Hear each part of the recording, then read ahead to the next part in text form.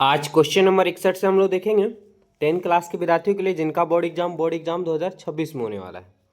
बहुत ही खास क्वेश्चन है और आपको पक्का है कि यहाँ से आपको बोर्ड एग्जाम में 100% है कि देखने को मिलेंगे। लगातार हम इस चैनल पे तैयारी करवा रहे हैं, चाहे मैथ हो, साइंस हो, सोशल साइंस हो, पूरा का पूरा क्लियर हो रहा है चैप्टर बाय चैप्टर। तो चलिए आज स्टार्ट करते हैं।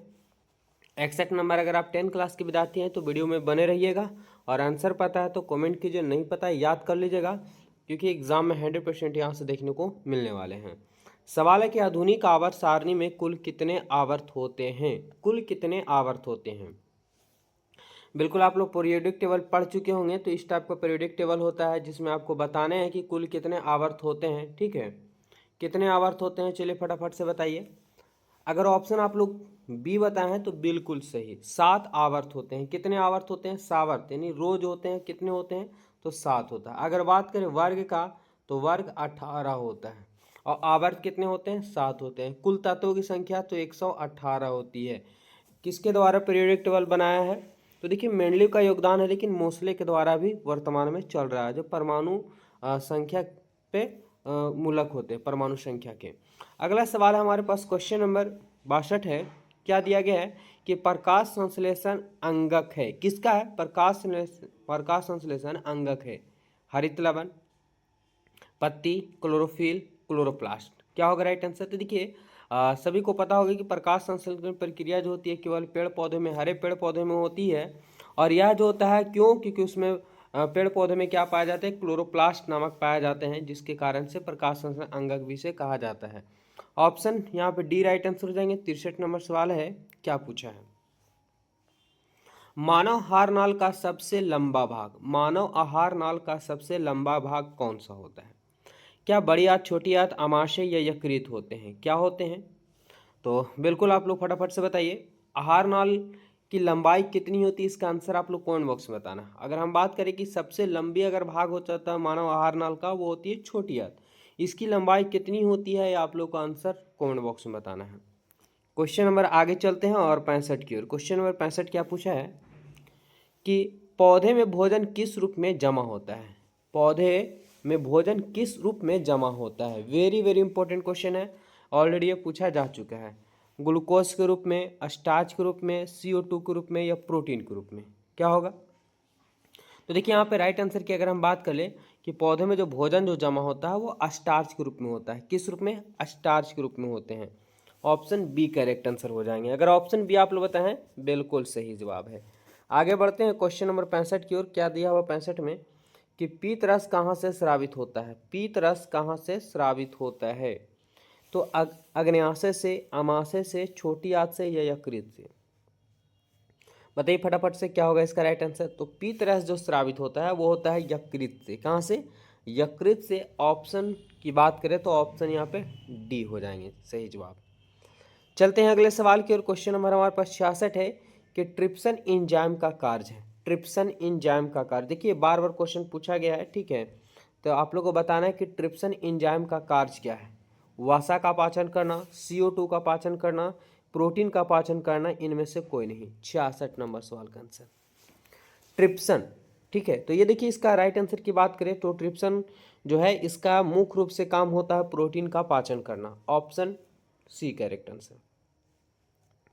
67 नंबर सवाल है कि स्वपोषी पोषण के लिए आवश्यक है। यहाँ पे आप देख रहे होंगे नाम में भी आपको पता चल रहा होगा कि स्वपोषी है, स्व यानी खुद, पोषण के लिए आवश्यक है। क्या पर्णहरित है? तो पर्णहरित पौधे में पाए जाते हैं। यहाँ पे सूर्य लिखा हुआ, कोई दिक्कत नहीं। सूर्य का प्रकाश, कार्बन डाइऑक्साइड या उपयुक्त में से सभी। तो क्या होंगे राइट आंसर?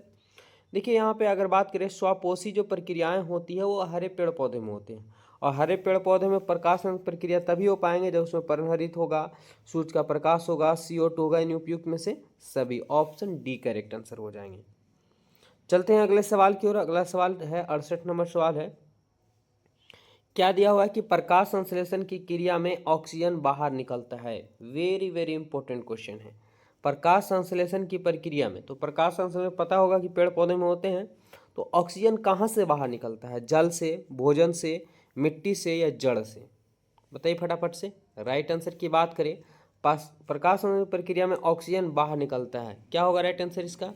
ये निकलता है जल से। क्या से? जल से। ऑप्शन की बात करें, ऑप्शन यहाँ पे क्या होंगे, ऑप्शन ए राइट आंसर हो जाएंगे। चलते हैं अगले सवाल की ओर। अगला सवाल देखेंगे क्या दिया हुआ है। पौधे में प्रकाश संश्लेषण का स्थान है। पौधे में जो प्रकाश संश्लेषण प्रक्रियाएं होती है वो कहाँ होती है? क्या क्रोमोप्लास्ट में, क्लोरोप्लास्ट में, इन जाइलम में, फ्लोएम में? अभी हम इसके पहले 2-3 क्वेश्चन पहले हम क्रिया कर आपको बताए थे, और बिल्कुल अगर आप ध्यान से देखे होंगे तो आप बता दिए होंगे कमेंट बॉक्स में इसका आंसर, कि पौधे में जो प्रकाश प्रक्रियाएं होती है वो स्थान है क्लोरोप्लास्ट। ठीक है, कहाँ? Chloroplast. Option B right answer हो जाएंगे। 70 नंबर सवाल क्या बोला? मानव शरीर में केंद्रीय पंप अंग है। मानव शरीर में जो है वो क्या पूछा है कि केंद्रीय पंप अंग है किसका?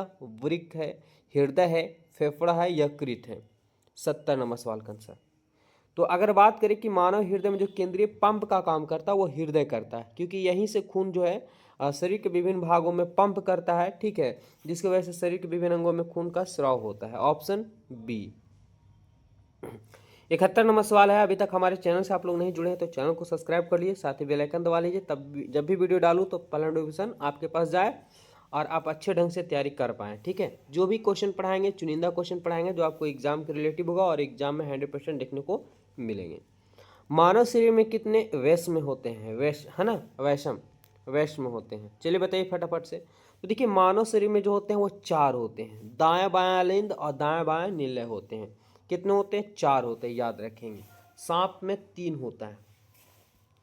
चलिए अगले सवाल की ओर। और 72 नंबर सवाल देखेंगे क्या दिया हुआ है कि तिलचट्टा में कितने जोड़े श्वसन रंध्र पाए जाते हैं? वेरी वेरी इंपॉर्टेंट क्वेश्चन है।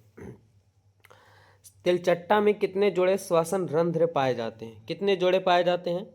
देखिए इसकी राइट आंसर की बात करें थोड़ा सा लगेगा अजीब, लेकिन इसका राइट आंसर हो जाएगा 10। तिलचट्टा में कितने जोड़े श्वसन रंध्र पाए जाते हैं? तो 10। ऑप्शन यहाँ पे ए करेक्ट आंसर हो जाएंगे। वेरी वेरी इंपॉर्टेंट क्वेश्चन है। मानव हृदय घिरा हुआ है। देखिए अभी कई बार क्वेश्चन पूछा जा चुका है, तो फटाफट से बताइए आप लोग। मानव हृदय घिरा हुआ किस चीज से घिरा हुआ है? जाइलम से, पेरिकॉर्डियम से, फ्लोएम से, या प्लाज्मा से? तो सबसे पहले अगर आप थोड़ा बहुत भी जानकारी होगा तो मानव हृदय ये प्लाज्मा और जाइलम पेड़ पौधे में पाए जाते हैं, फ्लोएम पेड़ पौधे में पाए जाते हैं। क्या होगा आंसर इसका? तो पेरिकॉर्डियम से घिरा हुआ रहता है मानव हृदय। बहुत ही कोमल अंग होते हैं। ठीक है।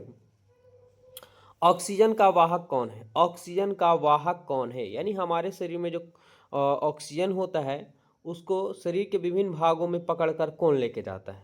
क्या होंगे? ऑक्सीजन रहता है तो ही शरीर में ताकत मिल पाते हैं, याद रखेंगे। इसके लिए जिम्मेदार होता है क्या? आरबीसी, यानी आरबीसी में हीमोग्लोबिन पाए जाते हैं जो ऑक्सीजन वाहक भी कहलाता है, याद रखेंगे। हीमोग्लोबिन को क्या कहा जाता है? ऑक्सीजन वाहक या आरबीसी में पाए जाते हैं। 75 नंबर सवाल है, हीमोग्लोबिन की कमी से कौन सा रोग होता है? ये आंसर आप लोग को कमेंट बॉक्स में बताना है। और अगर आप 10th क्लास के विद्यार्थी हैं तो हमारे चैनल को जरूर ज्वाइन कीजिए आप लोग। आपको मैं वादा दिलाता हूँ कि ऑब्जेक्टिव पूरी तरीके से कंप्लीट होगा, चैप्टर बाय चैप्टर। जल्द ही शुरू होने वाला है बैच। तो मिलते हैं नेक्स्ट वीडियो में, तब तक सभी को धन्यवाद। जय हिंद।